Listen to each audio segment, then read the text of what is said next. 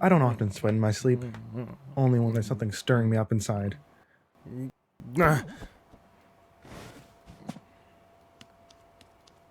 But my life hasn't been eventful in years, so I write it off as a nightmare. Come on. With the small amount I sleep at night, the throbbing headache didn't come as much of a surprise. But this pain was different. A pit began to form in my stomach, as if to warn me of the events to come. But taking a gut feeling as gospel was behind me.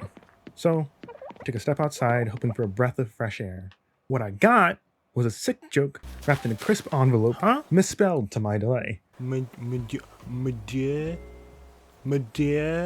My confusion was warranted due to the intelligence-dulling headache. My quick thinking helped to narrow down the numerous possibilities. Is it French? My undercover work speaks for itself.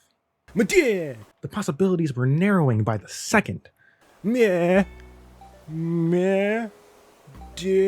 And then the puzzle pieces were starting to fit together. Murder. And there it was. The only possibility. Murder. It is French.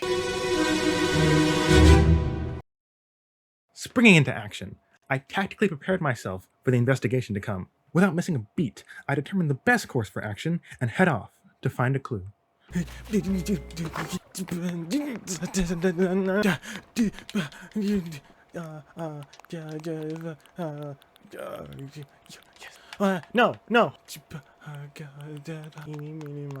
Catch a piggy. No. Yes! Wait! No! My mother said you are the one that you picked. Face. Don't want that. Yeah! The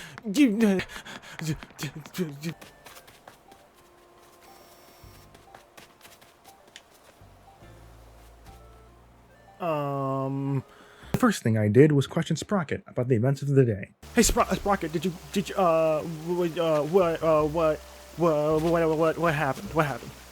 Within seconds of my investigation, I had the killer in my sights. I did a 50, and then 75 pounds, and then 100. Hey, who's that over there? Hey!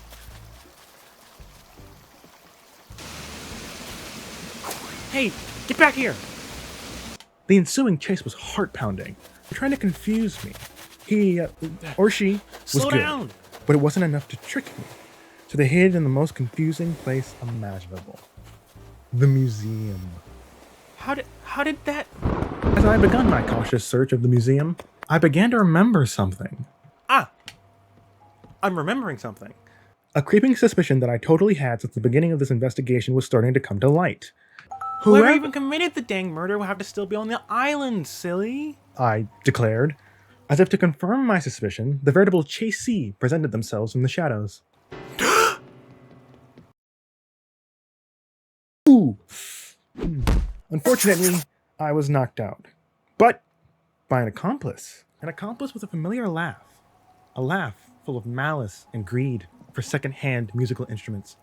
A laugh that came from a black and brown, underwhelming excuse of a face, soon to be plastered over glass and compass rocket-powered ships, sucking the economy dry just to give a small man a big paycheck. The laugh of Tom Nook.